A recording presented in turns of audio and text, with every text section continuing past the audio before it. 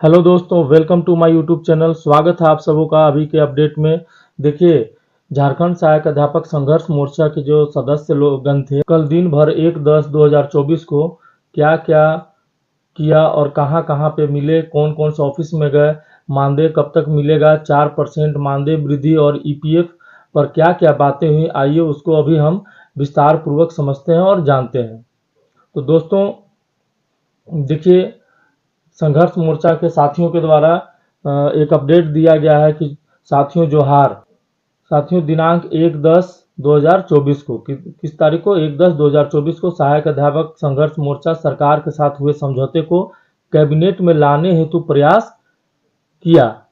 निश्चित तौर पर यह प्रयास लगातार संघर्ष मोर्चा के नेतृत्वकर्ता को अभी करने की आवश्यकता भी है और तमाम सहायक अध्यापकों से सहयोग अपेक्षित है। साथियों, सबसे पहले परियोजना निर्देशक आदित्य रंजन से मिलकर हुए समझौते और अन्य समस्याओं पर बातचीत हुई। आदित्य रंजन ने कहा कि मैं प्रयासरत हूं कि जो समझौता हुआ है वह यथाशीघ्र लागू हो। समझौता तो हुए 1 महीना हो गया, तो यथाशीघ्र मतलब लागू तो पहले ही हो जाना चाहिए था। इस पर विभाग कार्य कर रहा है। 4% मानदेय वृद्धि ही देने के विषय पर उनका कहना है कि मैं दुविधा में हूं कि यह वृद्धि मूल वेतन 12,000 13,000 पर देना है कि वर्तमान जो मानदेय भुगतान हो रहा है उसके आधार पर देना है। तो सीधा सीधी बात है कि 2023 में जो मानदेय वृद्धि हुआ था वो जितना मानदेय मिल रहा था उस पर 4% बढ़ के मिले था। इसमें तो दुविधा वाली कहीं कोई बात है ही नहीं। ये केवल एक साजिश है रोकने का। मोर्चा के सदस्य ने स्पष्ट किया कि आकलन पास करने के उपरांत 10% का मानदेय वृद्धि मूल मानदेय 12,000 13,000 पर देय है, जो सहायक अध्यापक संप्रति पारा शिक्षक सेवा शर्त नियमावली 2021 में उल्लेखित है। इन्होंने कहा कि इस दुविधा के कारण मानदेय मद में डिमांड कम किया गया। इसी दुविधा के कारण क्या किया गया, मानदेय कम किया गया, जिसके कारण 4% का मानदेय भुगतान नहीं हो सका। इस दुविधा को दूर करने के लिए वित्त विभाग को फाइल बढ़ाई गई है। जैसे ही वित्त विभाग से फाइल लौटता है 4% मानदेय वृद्धि की राशि भुगतान हो जाएगा। यह भी आग्रह किया गया कि पूजा को देखते हुए सितंबर का मानदेय भी भुगतान किया जाए। इस पर परियोजना निदेशक ने कहा कि भुगतान करने का प्रयास करते ही उसके उपरांत वित्त विभाग में ईपीएफ का फाइल की वास्तविक स्थिति जानकारी भी लिया गया। फाइल वित्त विभाग पदाधिकारी देख रहे हैं यहाँ अविनाश कुमार के पास है, जिनका मैं नंबर भी लिया हूँ। मोर्चा ने उनसे आग्रह किया कि फाइल को जल्दी से आगे बढ़ाया जाए, तो उन्हें यथाशीघ्र आगे बढ़ाने का आश्वासन भी दिया है। देखिए, आश्वासन अभी तक मिल रहा है। समझौता हुए कितने दिन हो गया, लेकिन अभी तक ईपीएफ का फाइल वहीं फंसा हुआ है और केवल आश्वासन मिल रहा है। साथियों, लेकिन स्पष्टता के साथ कहा जा सकता है कि अगर 4 तारीख को देखिए 4 तारीख को अगर अगला कैबिनेट हो जाता है तो उसमें निश्चित नहीं है कि चला जाएगा।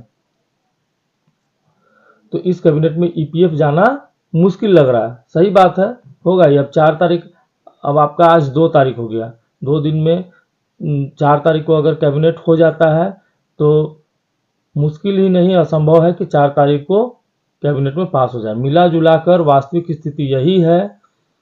एक बात और है कि 1/10/2024 को सहायक अध्यापक संघर्ष मोर्चा के संचालित 12 सदस्य में से 4 सदस्य ही केवल उपस्थित हुए, जिनके कारण स्पष्टता के साथ आगे कोई ठोस निर्णय नहीं लिया गया।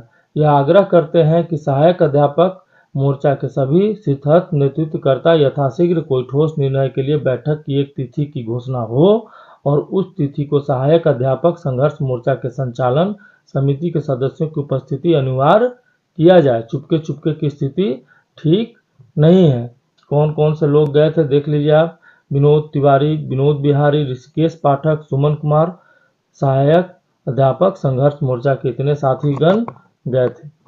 तो उम्मीद तो नहीं लग रहा है कि ईपीएफ आपका जो है वो इस जो अगला कैबिनेट होगा उसमें पास हो जाए। देख लीजिए दोस्तों, अभी वर्तमान समय में देखिए 4% भी रोक दिया गया।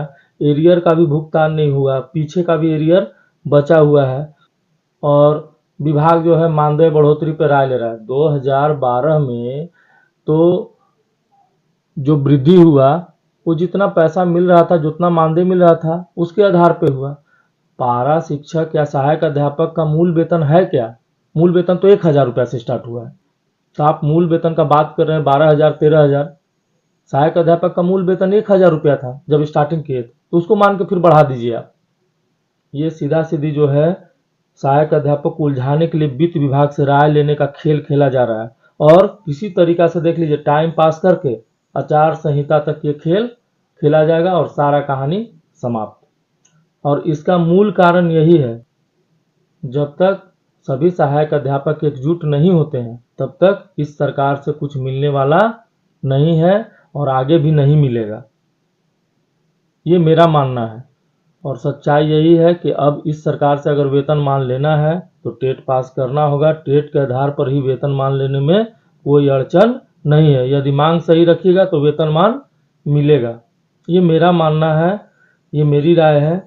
बात बाकी सभी सहायक अध्यापक खुद समझदार हैं, क्या सही है और क्या गलत है खुद विचार कर सकते हैं। तो दोस्तों, ये थी आज की अपडेट अच्छा लगा हो तो चैनल को लाइक, सब्सक्राइब, कमेंट जरूर करेंगे दोस्तों। जय हिंद, जय भारत, धन्यवाद।